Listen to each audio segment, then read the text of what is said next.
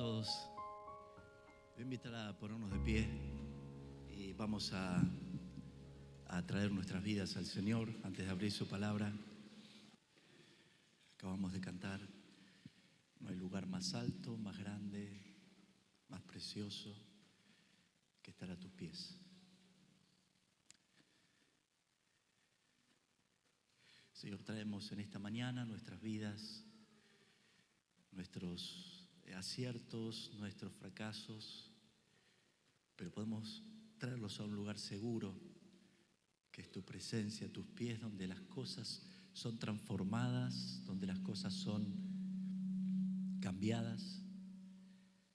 Y queremos venir a tu presencia para que tu palabra nos ministre profundamente el corazón. Tu Espíritu Santo pueda traer tu orden a nuestra vida. Gracias por ser tan bueno, Señor. Gracias por ser tan grande. Gracias por este tiempo en tu presencia inigualable. Gracias por acordarte de nosotros y por dejarnos compartir en tu presencia a nosotros, ante la presencia del Rey, glorioso, majestuoso, escuchar tu palabra. Que ella nos hable en esta mañana, en Cristo Jesús. Amén. Un poquito más les invito a quedarnos de pie, vamos a leer juntos. Hoy nos toca, así leemos la palabra de Dios, 2 Tesalonicenses, capítulo 3. Vamos a leer el texto y después vamos a compartir juntos la meditación, la enseñanza, ¿sí? Comenzamos juntos, versículo 6, ¿sí? Vamos. Pero os ordenamos, hermanos, en el nombre de nuestro Señor Jesucristo, que os apartéis de todo hermano que ande desordenadamente y no según la enseñanza que recibisteis de nosotros. Porque vosotros mismos sabéis de qué manera debéis imitarnos. Pues nosotros no anduvimos desordenadamente entre vosotros, ni comimos el pan de balde de nadie, sino que trabajamos con afán y fatiga día y noche, para no ser gravosos a ninguno de vosotros. ¿Juntos? No porque no tuviésemos derecho, sino por daros nosotros mismos un ejemplo para que nos imitaseis.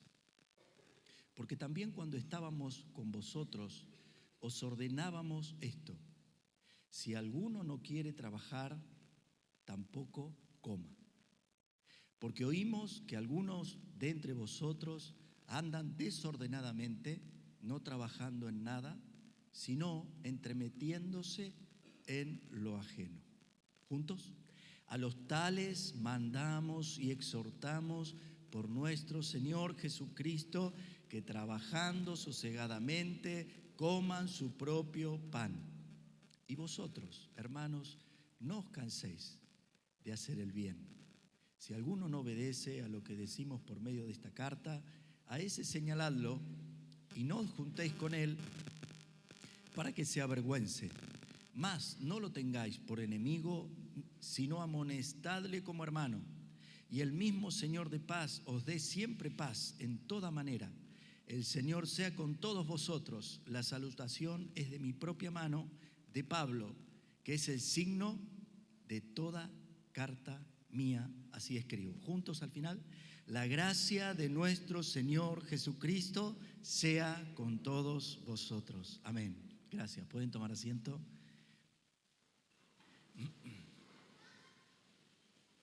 Estamos en una carta recorriendo juntos, ¿no? Esta carta de Tesalonicenses, segunda. Ya hace varios domingos, primero también fue la primera carta de Tesalonicenses. Y esta es una carta que Pablo escribe, se cree ahí seguidito de la primera, año y medio aproximadamente después de su viaje, de haber fundado la iglesia. Recordamos que fue una pasada casi rápida de Pablo cuando estaba en el segundo viaje misionero. Recordamos la cárcel de Filipos, ¿no? Que pasó con Pablo y Silas, el terremoto. Y entonces desde allí se convirtió el carcelero. Bueno, la historia, le lavaron las heridas y salieron. Llegaron a Tesalónica, predicaron el evangelio por 3 días de reposo, que pueden bien ser o 3 semanas o pueden ser 2 semanas con 3 sábados. Depende cómo lo miremos, ¿no? Depende cómo se cuente. Pero resulta ser que ese fue el tiempo en el que se convirtieron creyentes. Y resulta ser que ahí tuvo problemas Pablo con los judíos. Se enojaron y se levantó una persecución. Tal es así que Pablo se tuvo que ir de ahí. Dice que lo sacaron y se fue a Berea, ¿no? Y ahí conocemos a los hermanos de Berea que estudiaban la Biblia y eran diligentes. Así que fue una pasada por la iglesia. Y bueno, y resulta ser que después de Berea también los judíos lo volvieron a perseguir y entonces le hacían problema a Pablo y se tuvo que volver a ir y se fue a Atenas. Y bueno, y así sigue la historia. Después se fue a Corinto, ¿no? Y estuvo 1 año y medio y ahí se cree que después escribió la carta, la primera y la segunda carta de Tesalonicenses. Ahora, nos llama la atención en este texto de esta mañana que el apóstol Pablo cuando escribe en este capítulo 3, primero en el capítulo 2 como vimos anteriormente, escribe para corregir alguna idea que se había malentendido acerca de la venida de Cristo. De esto nos habló Gastón, ¿se acuerdan? Que nos dio un estudio acá tremendo, muy interesante, ¿no? Bueno, en la segunda carta, capítulo 2, él escribe entre sus propósitos principales para aclarar lo que no se había entendido de la primera carta. Pero también en el capítulo 3, que es el de hoy, él va a señalar algo que no deja pasar en la iglesia. Y tal es así que lo que pasaba, nos vamos a ir introduciendo versículo a versículo, es que en Tesalónica había pasado el tiempo y seguía Pablo escuchando que había desórdenes tolerados. Varias veces, si volvemos al texto, vamos a encontrar esto. Por ejemplo, hagamos un paneo. Versículo 6. Ordenamos, revisemos la palabra desordenadamente, ¿no? Ordenamos, hermanos, en el nombre de nuestro Señor Jesucristo, que os apartéis de todo hermano que ande, la primera vez ahí, desordenadamente. Primera vez que aparece la palabra. Segunda vez que aparece la palabra, versículo 7. Pues nosotros no anduvimos desordenadamente. Sigue escribiendo el apóstol Pablo, llega al versículo 11, dice, porque oímos que algunos de entre vosotros andan, ¿cómo? Desordenadamente. 3 veces menciona esta palabra, evidentemente él quiere hacer un énfasis en esto. ¿Por qué? Este es el objetivo que tiene al escribir este capítulo 3. Él tiene en mente que hay un desorden en la iglesia de Tesalónica. Y llama la atención el tenor de Pablo. Porque recordamos, ¿no?, que en la misma carta de Tesalonicenses, capítulo 2, siempre estudiamos ese texto famoso, que él habla del trato con ellos y le dice como una, ¿se acuerda alguno? Como una nodriza, tan grande es nuestro afecto, dice, me traje el celular acá para ver bien, ¿vieron? Como una luz, ahí, lo pongo así, no se ve. Dice, viniste a ser imitadores de las iglesias de Dios, capítulo 2, versículo, ya les digo exactamente.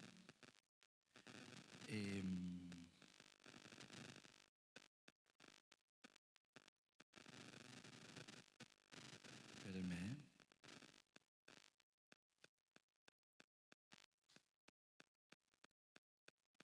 Bueno, se me fue el apunte, ya va a venir, ¿eh?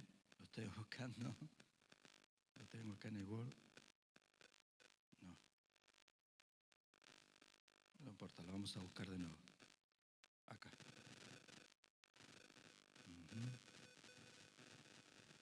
Este no es. Acá. Sí. Bien, 2:3:9 dice, nuestra exhortación no procedió de error e impureza, primera, ¿no? Sino que según fuimos aprobados, hablamos, versículo 8, tan grande es nuestro afecto por vosotros, que hubiéramos querido, le dice Pablo, entregaros no solo el Evangelio de Dios, sino también nuestras propias vidas, porque habéis llegado a sernos muy queridos. Es decir, Pablo les habla con un afecto en la primera carta, inigualable, muy tierno. Sin embargo, en este capítulo 3, encontramos a Pablo hablando de una manera directa, ordenando y poniendo, digamos, las cosas en claro, ¿no? Entonces dice el versículo 6, vamos a repasar varias veces el texto, porque nos ayuda a entender, pero os ordenamos, hermanos. Y vamos a ver más adelante después qué pasa con las personas que andan desordenadamente. Entonces llama la atención esto de Pablo, de que use este tenor de contundencia. ¿Por qué? Bueno, porque evidentemente el desorden que él estaba viendo en la iglesia de Tesalónica era algo importante que había que corregir. No lo podía dejar pasar por alto y entonces él escribe la carta para apuntar este tema. Paréntesis. Siempre que encontramos un desorden, primero él tiene que admitir que algo está desordenado. ¿Se entiende? Pablo admite primero, escucha que hay un desorden y él admite que hay algo que no está bien en la iglesia, está desordenado. Segundo lugar, él actúa en esa situación. Y en tercer lugar, él amonesta en esa situación. ¿Por qué digo esto? Porque muchas veces nosotros nos encontramos, ¿no?, con desórdenes de todo tipo, pero como que a veces lo pasamos un poquito por alto, ¿no? Decimos, bueno, ya se va a arreglar, ya va a cambiar. Como que a veces no terminamos de admitir que hay un desorden. Decimos, no, momentito, acá hay algo que está desordenado. Entonces Pablo está haciendo eso.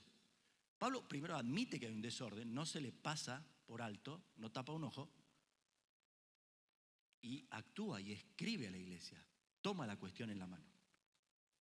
Y entonces entrando para ver cómo trata Pablo el desorden, es un tema, ¿no? ¿Cómo tratamos un desorden? No es una cuestión sencilla. Y más un desorden tolerado, porque cuando Pablo ya estaba ahí, el mismo texto dice, cuando nosotros estuvimos en Tesalónica, ya os decíamos, ¿no? Dice que os apartéis de todo el que ande desordenadamente. Dice el mismo texto. Quiere decir que cuando Pablo estuvo la primera vez, ya veía algo. Y con el paso del tiempo, Pablo escucha que eso persiste en Tesalónica y entonces tiene que escribir y tratarlo. Y entonces algunos escritores dicen que por eso es el tenor de Pablo de esta manera, porque él varias veces intentó corregir esto, pero como no se cambió, entonces bueno, ahora toma una autoridad apostólica y dice, no, este desorden, os ordenamos que ordenéis el desorden, podemos decir, ¿no? Muy bien, entonces, ¿cómo trata Pablo el desorden? Desórdenes tolerados. En primer lugar, tenemos que prestar atención. Desorden, ¿cómo contrarresta Pablo el desorden? En primer lugar, contrarresta con orden en la enseñanza. Pablo contrarresta el desorden con orden en la enseñanza. ¿Dónde se ve eso? Bueno, el versículo 6 dice, pero os ordenamos, ahí está, poniendo orden, hermanos, en el nombre de nuestro Señor Jesucristo, que os apartéis de todo hermano que ande desordenadamente y no según la enseñanza que recibisteis de nosotros. Es decir, Pablo retoma el camino ¿de qué? De la verdadera enseñanza.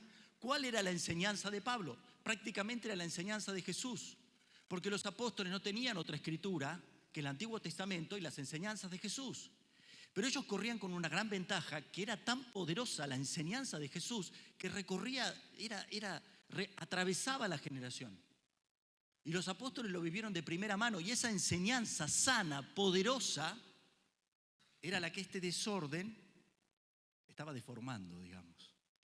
Entonces Pablo vuelve y le dice, ordenamos que os apartéis del que no anda conforme a la enseñanza de Jesús. Ahora, aquí una pequeña consideración, porque para poder ver cuál es la enseñanza de Jesús, necesitamos discernimiento espiritual. Necesitamos ejercitar el discernimiento. ¿Por qué? Porque muchas veces andamos en nuestra vida y andamos en el ambiente cristiano, pero no toda enseñanza es de Jesús, ¿verdad? Hay enseñanza que es de la práctica o de la costumbre. En un lugar se hace de una manera, en otro lugar se hace de otra. Hay enseñanzas que son heredadas, pero no toda enseñanza es de Jesús. Entonces, para esto, cuando hablamos de la enseñanza de Jesús, necesitamos abrir el discernimiento para poder llegar a la enseñanza de Jesús. Esto requiere un discernimiento, un ejercicio del discernimiento. La conducta desordenada estaba distorsionando la sana enseñanza de Jesús y por ende la enseñanza que Jesús le había transmitido a Pablo. Si bien no se menciona que hubiera una enseñanza contrapuesta a la de Pablo, esto es muy importante, la conducta equivocada, pragmática y tolerada generaba implícitamente una nueva enseñanza. ¿Se entiende lo que estamos diciendo? Lo vamos a explicar un poquito más. Uno puede erosionar una enseñanza de dos maneras. Enseñando otra cosa, como en otras cartas se dice, ¿vieron? Que había algunos que predicaban otras cosas, otras enseñanzas, ¿no? Conocemos la Biblia. O la segunda opción es empezando a practicar otra cosa. ¿Por qué? Y bueno, porque si uno empieza a practicar otra cosa, esa práctica de hecho que llaman los abogados, después se convierte ¿en qué? En derecho. El derecho, la fuente del derecho, los que estudian acá saben que es la costumbre, ¿no? ¿Qué quiere decir eso? Que si no se corrigen los hechos, termina siendo una enseñanza. Se termina aceptando de hecho. Entonces Pablo, lo que está viendo acá es que hay conducta desordenada y él toca y dice, hay que ordenarla con la enseñanza de Jesús, la enseñanza que recibieron de nosotros. No anduvimos desordenadamente. Requiere discernimiento y hay una consigna clara ahí, apártate. Hay un secreto en el discernimiento. El discernimiento verdadero se ejercita apartándose del mal, aún del desorden. Si nosotros queremos tener un discernimiento bueno espiritualmente, debemos apartarnos de lo que esté desordenado, porque eso nubla nuestro discernimiento. Si nosotros aceptamos, toleramos, convalidamos un desorden, nuestro discernimiento se empieza a obnubilar. ¿Se entiende? Directamente tal vez no dejamos la enseñanza de Jesús, pero al estar afectado el discernimiento, derivamos en enseñanzas equivocadas. ¿Se entiende? Se hace el camino incorrecto. Un profesor nos decía, dice, hay que tener cuidado con el pragmatismo, porque hay veces que por tanto pragmatismo se pierde el apoyo del pragmatismo. Esto pasa en todas las disciplinas y en la fe también. Por algo Pablo daba tanto sustento a las cosas. Pablo primero explicaba la teología y después derivaba en la práctica. ¿Recuerdan las cartas? ¿Por qué? No es cuestión de la práctica y por ende vamos a la enseñanza. No es al revés. No es la práctica primero, es la verdad, la enseñanza primero, que deriva en una sana práctica. ¿Se entiende? ¿Sí? Hay que ejercitar el discernimiento. Hay que apartarse. Anda desordenado, no seas tu amigo íntimo. Pablo dice, apártate, no compartas con él. Bien, no lo invites a tomar mate, no lo llames a tu casa, apártate de él. Suena fuerte, ¿no? Pero es así. ¿Para qué? No lo condena Pablo, para que se arrepienta, dice, para que vuelva. Está diciendo Pablo esto, ¿no? Muy bien, número 1, entonces, Pablo trata el desorden con orden en la enseñanza. Esto requiere discernimiento y requiere apartarse de todo lo que no es conforme a la enseñanza de Jesús. Vamos a decir algo al pasar. Generalmente, si uno mira la historia, el diablo vino con sutilezas. Recordamos lo que le pasó a Salomón. ¿Qué desvió a Salomón de la ley de Dios? ¿La ley de otros dioses? No. ¿Qué desvió a Salomón del amor y los 1000 sacrificios que él hacía? ¿Otro Dios? No. ¿Qué desvió a Salomón? ¿Ahí se acuerda? Las mujeres. Y las mujeres vinieron y dice que desviaron su corazón. Uno para desviar las cosas, simplemente lo que tiene que hacer es correr el blanco. Entonces desvía y listo.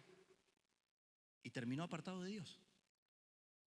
Entonces es muy importante el discernimiento espiritual para llegar a las enseñanzas puras y sanas de Jesús. A esto apunta Pablo. Número 1, ¿vamos bien? Número 2, ¿cómo trata el desorden Pablo?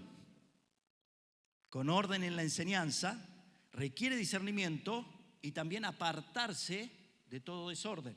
Número 2, contrarresta con orden en el ejemplo. Vamos a la segunda vez que se menciona la palabra desorden, como vimos antes. Versículo 7 dice, porque vosotros mismos sabéis de qué manera debéis imitaros, pues nosotros no anduvimos desordenadamente entre vosotros. Y Pablo le va a poner su propio ejemplo acá, a los hermanos de Tesalónica. Dice, nosotros trabajamos con afán y fatiga y les mostramos cómo tenían que hacer. Entonces, para tratar el desorden, Pablo remite a su ejemplo, no solo a su enseñanza o la enseñanza de Jesús, sino a su ejemplo. Y nos paramos acá. El ejemplo es una de las columnas centrales de la Biblia. No se puede hacer nada sin ejemplo. No se puede hacer. Mejor dicho, no se puede hacer nada que tenga trascendencia. Jesús dijo, así, ¿se acuerdan? ¿Nos acordamos? Como yo os he hecho, así también vosotros debéis unos a otros. Ejemplo os he dado para que, como yo os he hecho, también hagáis. Pablo sigue la misma línea y dice, nuestro ejemplo, nosotros les dimos ejemplos, tienen que imitarnos. Querido hermano, a veces vemos el ejemplo como una meta y no como algo normal de nuestra vida. Quiero decirte con todo amor y con todo temor, si estás considerando que no sos ejemplo en algo y estás transmitiendo a la vez o intentando transmitir, tenés que parar. Tenés que parar, porque la Biblia no avala eso. La Biblia te dice, vos tenés que ser ejemplo para poder hacer algo. Si no sos ejemplo, no lo hagas. Es simple. Si estás trabajando en un ministerio de matrimonios y no tenés tranquilidad en tu matrimonio, no tenés paz, no tenés la satisfacción de que tu matrimonio con virtudes y defectos está agradando a Dios, párate. Habla con los líderes, decir, miren, discúlpenme, pero no me siento en libertad. No me siento en libertad porque tengo cosas que trabajar en mi matrimonio. Yo las voy a trabajar y después voy a trabajar en el liderazgo del matrimonio con todo gusto. Estás discipulando en el club y con los grupos y vos sabés que hay cosas que no estás haciendo, te quedan dos caminos. O parás o cambiás el ejemplo. Pero no se puede seguir así. Porque la Biblia está diseñada y el cristianismo está diseñado para hacer una carrera de ejemplos. Como yo hice, ustedes tienen que hacer. Y a veces nos acostumbramos a esto, ¿no? Decimos, bueno, sí, yo también soy débil, yo también fallo, yo también tengo mis cosas, sí, está todo bien. Pero si no sos ejemplo, no podés ejercer el ministerio. No lo digo yo, lo dice la Biblia. Entonces, delante del Señor esta mañana, si vos sentís que no sos ejemplo, decile al Señor, Señor, no estoy siendo ejemplo y no tengo libertad en tu presencia. Primero te pido que me ayudes a arreglar esto, después te voy a servir de acá a la China, donde sea. Pero necesito tener la tranquilidad de ser ejemplo. Entonces Pablo le dice, ¿cómo ataca o cómo trata el desorden? Contrarresta con orden en el ejemplo. Y el ejemplo requiere desarrollo. No podemos decir, bueno, Señor, oramos todos hoy y hoy decidimos ser ejemplo. Y ya mañana salimos y somos ejemplo. Y no. ¿Por qué? Y porque el ejemplo se construye, se desarrolla. Si la enseñanza requiere discernimiento, el ejemplo requiere desarrollo. Desarrollo. ¿No? Pablo habla del trabajo acá, pero los chicos cuando van a la escuela y hay que levantarse a las 6 de la mañana, ¿no? ¿Dónde están? Todos los que van a ver, ¿quién se levanta a las 6? Bien. ¿Cuesta eso o no cuesta? Claro. Desarrollo y te mandan la tarea y los trabajos prácticos y cierran la nota y siguen mandando trabajo práctico y siguen, ¿o no? Desarrollo, ¿qué es eso? Eso es ejemplo. Vos decís, sí, yo soy el mejor, pero si no haces los trabajos prácticos, no sos el mejor. Es clarito. Vos te estás creyendo que sos el mejor. ¿Por qué? Porque el ejemplo dice que no sos el mejor. ¿Se entiende? Entonces el ejemplo requiere desarrollo. Pablo dice, ¿qué es lo que dice Pablo del mismo? Dice, porque vosotros mismos sabéis de qué manera debéis imitaros. No comimos el pan de balde, versículo 8, de nadie, sino que trabajamos con afán y fatiga día y noche para no ser gravosos a ninguno de vosotros. Con afán y fatiga. ¿A alguien le suena esta palabra afán? A ver, rápido, vamos, las mentes bíblicas. ¿Dónde aparece en la Biblia otra parte? Bien, ¿dónde está? Bueno, ya lo vamos a encontrar, no importa. ¿Eh? Filipenses, bien. ¿Qué más? ¿Quién más habló en el sermón del monte? Del afán. ¿Qué dijo? No os afanéis por vuestra... ¿Qué habéis de vestir? Que la chica cuando va a una fiesta, ¿vieron que se ponen, que no se ponen, que se compran, no se compran?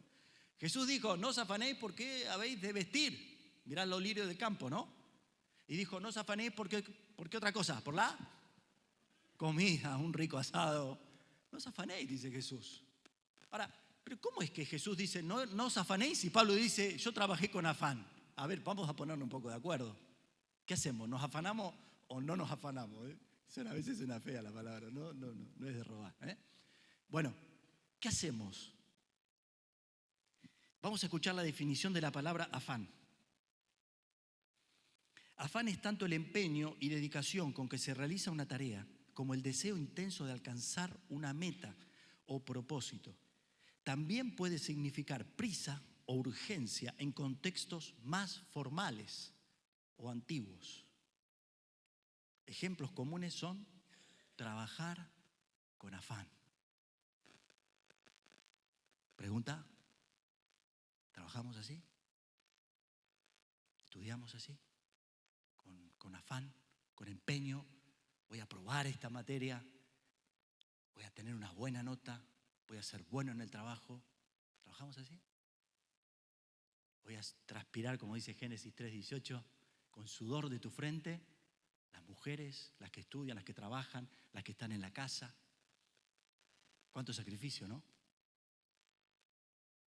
Afán, fatiga, es una sensación de cansancio extremo, agotamiento o falta de energía que puede afectar la capacidad de una persona para realizar sus actividades cotidianas. Esta sensación va más allá del cansancio normal y puede incluir debilidad, lentitud, dificultad para concentrarse y cambios emocionales o de estado de ánimo. Los doctores dicen que cuando esto se prolonga en el tiempo no es sano. O sea, aclarémoslo, ¿no? No es que uno puede vivir fatigado no se puede. Cuando se hace crónico hay que parar. Pero también hay que decir que el trabajo requiere afán y fatiga. Chicos, requiere trabajo, requiere afán y fatiga. Fatiga, que transpires, que las manos se te llenen de callos, que se te... Requiere eso, el trabajo requiere eso. Nuestros padres nos enseñaban más rápido eso, ¿no? Los chicos ahora los ayudamos, pero nuestros padres nos decían una vez y si no lo hacíamos, venía otra cosa que nos hacía entender rápido, ¿no? Afán y fatiga. La generación más adulta entiende esto, pero la generación más joven lo tiene que aprender. Porque trabajar, estudiar, ocuparte, desarrollar la vocación que Dios te dio, requiere afán y requiere fatiga, requiere empeño. Pon empeño en lo que estás haciendo, estudiá, pon empeño, pon ganas. Y te va a salir, si Dios te abre el camino. Pablo dice, nosotros trabajamos día y noche.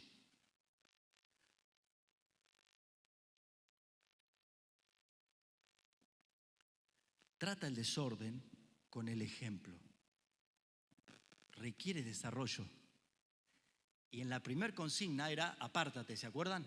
El que anda desordenado, a partir de hoy te tenés que apartar. No le vas a decir, che, vos como estás desordenado, hoy, a partir de hoy me voy a apartar porque estás desordenado. No. Pero en tu corazón, con el Señor, tenés que evaluar. Decir, Señor, esta persona, este amigo, esta amiga, ¿te está buscando o anda desordenado? Vive la vida como quiere. Bueno, yo quiero otra cosa. Y yo voy a andar en tu camino. Te tenés que apartar de él. y te va a ir bien. Apártate. Pero este punto, el segundo, no es apártate, es afánate. Suena raro, pero Pablo dice que él trabajaba con afán. Bueno, afánate. Acá se puede afanar. En el trabajo, suena mal la palabra, no se puede afanar, no. De plata no, ¿eh? No. En el trabajo, afánate. Pon empeño. Ponele garra. Estudiá. Tenés que estudiar a la noche, hacete un buen café, un buen mate, estudiá, levantate temprano, a la madrugada, bañate para ir a la escuela. Ponele empeño. Sacrificio. De esa manera se trata el desorden. De esa manera Pablo aconseja que se trata el desorden. Y si lo estás haciendo así, amén, es el camino correcto. Bien, número 1, entonces, contrarresta el desorden con orden en la enseñanza. ¿Sí? Repasamos, requiere discernimiento y apartarse. ¿Sí? Número 2, trata el desorden o contrarresta el desorden con el ejemplo. Requiere desarrollo y requiere afanarse por eso. ¿Está bien? Eso no es amar al mundo. Vamos a aclararlo. Eso no es amar al mundo. Si vos estudiás una carrera o tenés un trabajo y querés ser bueno y querés empeñarte, eso no es amar al mundo. Porque Pablo lo hacía. Amar al mundo es enredarse en el mundo y dejar el reino de Dios. Pero ser bueno en lo tuyo no es amar al mundo. Yo cuando estudiaba tenía que lidiar con esto. No saben lo que tenía que lidiar. Porque parecía que estudiar era pecado casi. Me tenía que dedicar a servir. Era así. Suena raro, pero era así. Entonces, según la Biblia, hay que dedicarse. Pablo dice, trabajen. Pablo no está diciendo que no trabajen. Pablo dice, trabajen, estudien, desarróllense. Entonces, trata el desorden con orden en el ejemplo. Proponete ser un ejemplo de estudiante, un ejemplo de trabajador. ¿Qué oficios tenemos en esta mañana? Vamos a hacer un repaso rápido. A ver, de esta fila, ¿qué oficio tenemos? Que alguien diga rápido. Pintor, va, bien, vamos. Panadero, vamos, ¿qué más? Comerciante, ¿qué más? ¿Cómo se llama de remeras? Productor, emprendedor.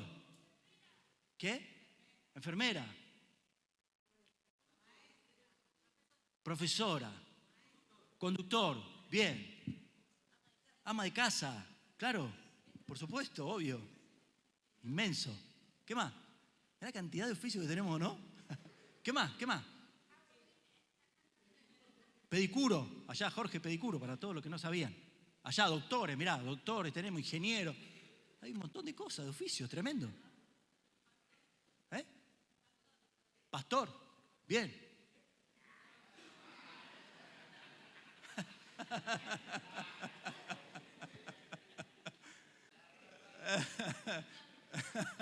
Bueno, hagamos una aclaración. No es nuestro tema hoy, no es nuestro tema. Pero todo el oficio en el servicio de Dios requiere toda una enseñanza aparte. Porque Dios es tan cuidadoso para sus cosas que dejó tan ordenado el trabajo en el servicio de su casa que es un capítulo aparte. Todo el libro de Levítico tiene que ver con el oficio de los sacerdotes. Y todo el Nuevo Testamento desarrolla la tarea pastoral. Los apóstoles eran dedicados.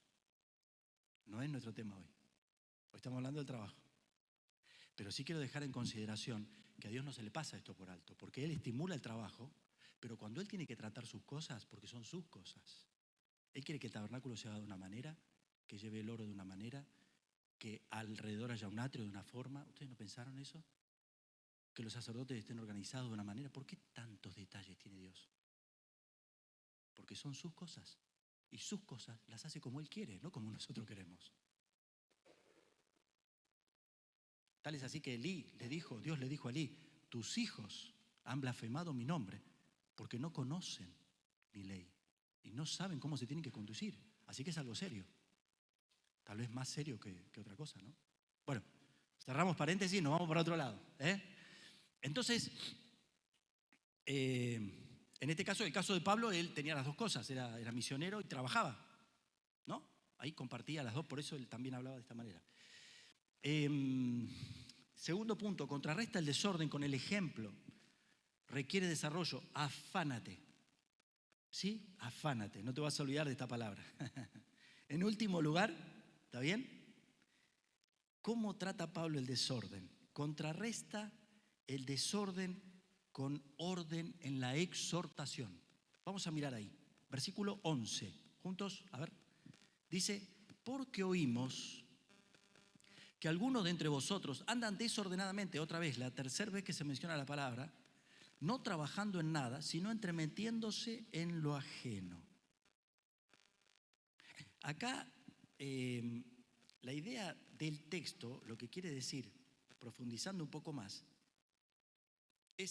indica claramente la salida de la propia esfera de trabajo en la que el desordenado debería estar ocupado. ¿Se entiende? Para ir dando vueltas hacia otros lugares que no son el suyo. Eso es lo que quiere decir el texto. Había gente que en vez de cuidar su propia responsabilidad, su propio trabajo, su propia ocupación, descuidaba eso y andaba metido en las cosas de los demás. Se la pasaban de casa en casa, se la pasaban con las últimas noticias, chismeando probablemente. O sea, estaban más metidos en las cosas de los otros que en las propias. Entonces Pablo dice, eso es un andar desordenado. Entonces Pablo exhorta ahí y dice, esto escuchamos, dice, y acá viene, a los tales mandamos, o sea, le dice directamente a esta persona, no le esquiva dice, en el nombre de nuestro Señor Jesucristo, que trabajando sosegadamente, coman su propio pan. Hay algo que llama la atención acá. Ustedes vieron que dice, trabajando sosegadamente, ¿no?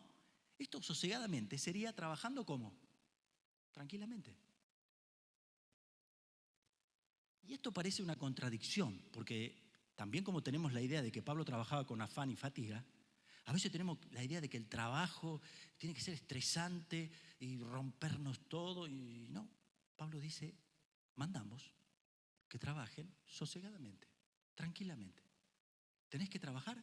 Trabajá. Eso dice Pablo. En la primera carta también lo dice, porque los conceptos se conectan entre la segunda y la primera.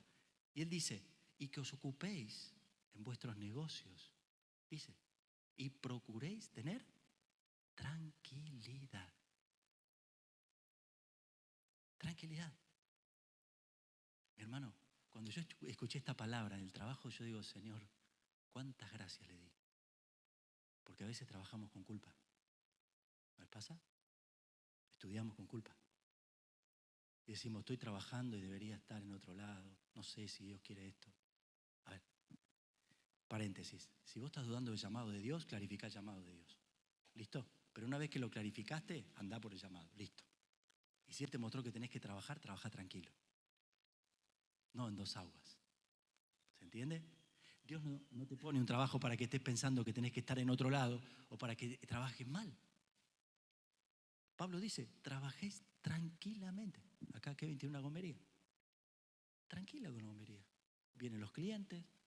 No, tranquilo. Y con cada profesión, trabajá tranquilo. Estudia tranquilo. Disfrutá lo que haces. Porque Dios te dio el trabajo. Entonces, ¿por qué llama la atención esta palabra? Dice, es lo contrario de la vida agitada en busca de excitaciones de los individuos en cuestión. ¿Qué quiere decir? Que esta gente que andaba desordenadamente estaba con una vida agitada y excitada interiormente, emocionalmente, porque querían ir sabiendo cosas de todos, pero no tenían tranquilidad. No se ocupaban en sus trabajos y tampoco tenían tranquilidad.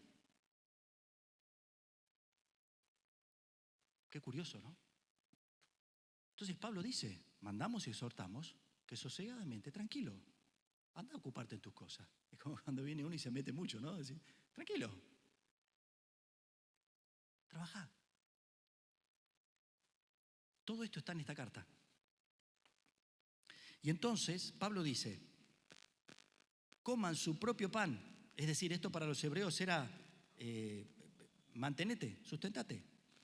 Y vosotros, hermanos, dice acá, no os canséis de hacer el bien. Él también exhorta al resto de la iglesia, porque a veces uno cuando ve ejemplos de desorden, tiende a ¿qué? Hay una frase que dice, el malo no se cansa de hacer el mal, pero el bueno sí se cansa de hacer el bien. ¿No? ¿Está bien? Y sí, el malo no se cansa de hacer el mal, pero el bueno sí se puede cansar de hacer el bien. ¿Nos cansamos o no de hacer el bien? Y dice, otra vez, ¿hasta cuándo? Basta ya. ¿No? Entonces Pablo le dice al resto de la iglesia, y vosotros hermanos, o sea, los que estaban trabajando, todos los que trabajan en esta mañana, no os canséis de hacer el bien. Seguí haciendo lo que estás haciendo. Es decir, hacer el bien, hacer lo que es excelente y que como tal es notorio a los demás. No dejes de hacer el bien. No dejes de hacer las cosas con excelencia. No importa tu compañero, no importa tu compañera, vos hacés las cosas con excelencia, como para Dios. Entonces Pablo trata el desorden con orden en la exhortación. ¿Y esto qué requiere? Esto requiere decisión, porque en los puntos anteriores requería discernimiento, la enseñanza, requería desarrollo, el ejemplo, pero esto para mantenerse en el bien requiere decisión. Requiere decisión. Decir, no, yo me voy a mantener en el bien. No importa que en el país haya corrupción, casos de corrupción, vieron todos los que salen, todo, es impresionante, ahora empezaron a salir montones. Bueno, no importa, nosotros hacemos el bien. Dios nos llamó a hacer el bien. Decisión. Y eso, la consigna primera era apartarse, la segunda era afanarse, la tercera es aferrarse. Aferrarse a hacer el bien. Aferrate a hacer el bien. Cuando ves que tu compañero se copia, se machetea, no estudia, vos aferrate a hacer el bien. Decir, yo voy a hacer el bien porque soy un hijo de Dios, porque Dios me bendijo con mi escuela, me bendijo con mi familia, con mi trabajo, con mi iglesia, y yo voy a hacer el bien. Voy a seguir haciendo el bien. Así trata el desorden Pablo. Contrarresta. Y Pablo va llegando al final y sigue diciendo, ¿no? Si alguno no obedece, ¿qué va a pasar? Pablo estaba contundente, ¿eh? Dice, versículo 14, si alguno no obedece a lo que le decimos por medio de esta carta, escuchá, a ese señaladlo y no juntéis con él para que se avergüence. Y mas no lo tengáis por enemigo. O sea, el Señor no te dice, anda desordenado y bueno, ayúdalo un poquito, decir, vamos a ganarlo para el Señor. No. ¿Anda desordenado? O sea, no para culparlo. El objetivo del texto no es culparlo ni condenarlo, pero sí es separarte y señalarlo, decir, no, hay cosas que están desordenadas. Yo no las voy a hacer, no las voy a compartir. Listo, suficiente. No tenés que sacar ninguna escopeta y andar tirando tiro por ningún lado, ¿no? Suficiente con eso. Señaladlo, dice, y no os juntéis para que se avergüence. Porque la vergüenza es el vehículo que lleva al arrepentimiento. Es tremendo esto, ¿eh? Necesitamos escuchar esto. ¿Sabes por qué? Más con la adolescencia, más con la juventud. Cuando somos adolescentes nos cuesta horrores esto. Yo se lo digo en primera persona. Yo quería ser amigo de todo y quería quedar bien con todos. No sé si a ustedes les pasa. Tal vez no. O sí. Quería ser amigo de todos, del bueno, del malo, de todo el mundo. Quería ser... Y no me funcionaba. No funciona eso. No funciona. Cuando vos haces tu camino de orden y buscas a Dios, Dios te pone la gente al lado. Y el otro que no quiere seguir a Dios, seguirá otro camino. Pero hay que tomar una decisión. Y hay que aferrarse a esa decisión. Señaladlo y no juntéis con él.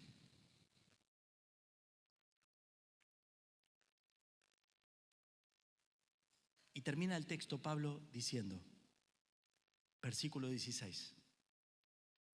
Bueno, aclara, más no lo tengáis por enemigo, ¿no? Lo aclara Pablo, es decir, no es tu enemigo, es tu hermano. Es tu hermano, lo amas igual, pero no te separas de eso.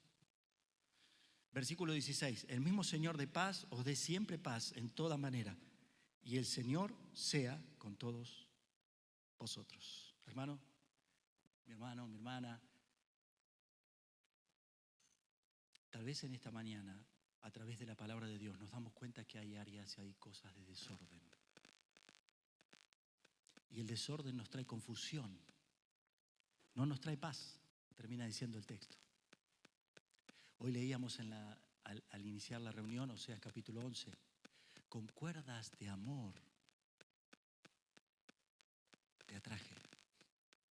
Ese texto es tan conmovedor porque es como que Dios nos trata tan tiernamente, tan dulcemente para que nos acerquemos a Él. Y el Señor te está llamando. Lo que pasa es que a veces no queremos escucharlo. Y el Señor te dice, por ahí no es.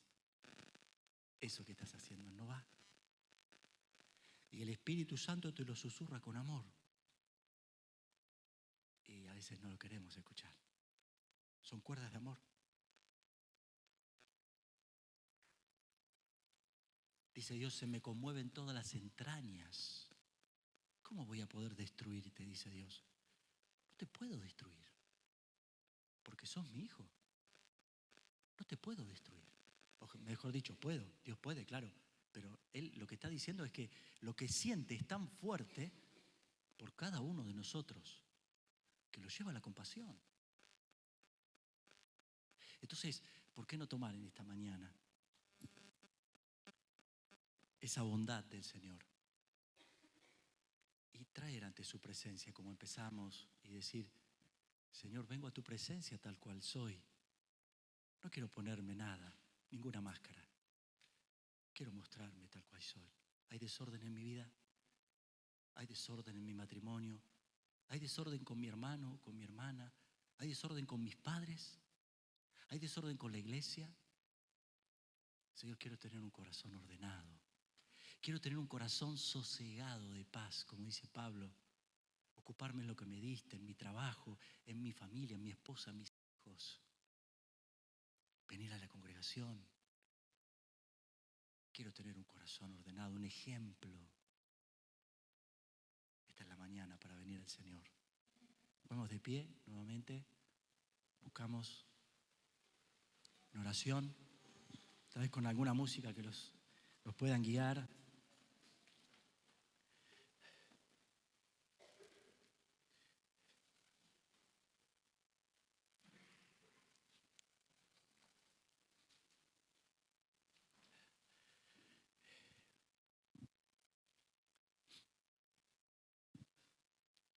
Este es el tiempo más importante, porque es el tiempo que venimos a responder al Señor. Después de su palabra, tenemos una respuesta latente acá y nos animamos a responder. Podemos quebrar nuestro corazón. Decir, sí, Señor, necesito tu orden, necesito tu paz. Necesito dejar de decirle a otros lo que no estoy haciendo. Necesito dejar de pretender, meterme y decirle a otros que hagan cosas que no estoy haciendo. Tan sencillo como eso, pero tan valiente y tan veraz. Necesito poner empeño en lo que hago, en mi trabajo cada día, en mi estudio, en mi casa, en mi barrio, con mis vecinos, para mostrarles tu persona. Necesito aferrarme a tu enseñanza sana, la enseñanza de Jesús. Necesito apartarme del mal, apartarme del desorden, que no me lleva a nada. Hoy es mi día. Hoy es mi día en tu presencia. Hoy es mi oportunidad. Hoy ante Jesús, ante sus pies. Busco empezar otra vez vez de nuevo a desarrollar un ejemplo. No me voy a copiar más. Prefiero que me salga mal el examen antes de copiarme. Decirle al Señor. No voy a hablar más mal con mi esposo, no le voy a gritar más. No es un buen ejemplo. Voy a obedecer a mis padres. Voy a estudiar. Hoy es el día para responder al Señor.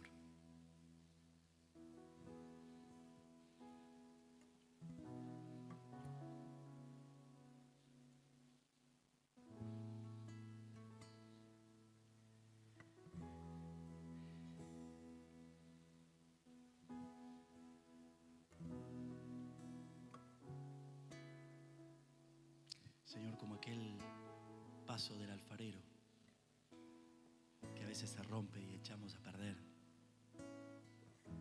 Cuando estabas tratando de hacer algo lindo en nuestra vida, así, Señor, a veces venimos a tu presencia porque nos sentimos rotos,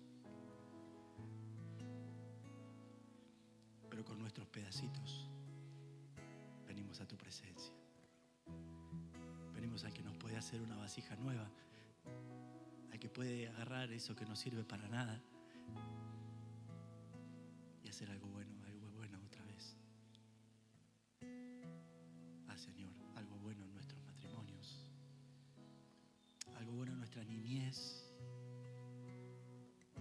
algo bueno con nuestros adultos mayores, algo bueno en tu pueblo, en las familias, pero algo bueno en cada vida, algo bueno, algo nuevo en mí, algo nuevo en mí. Gracias, Señor, por nunca desecharme, jamás. Cuando te busqué, roto y desesperado, gracias por siempre recibirme. Y que esta mañana sea una mañana para reordenar cosas.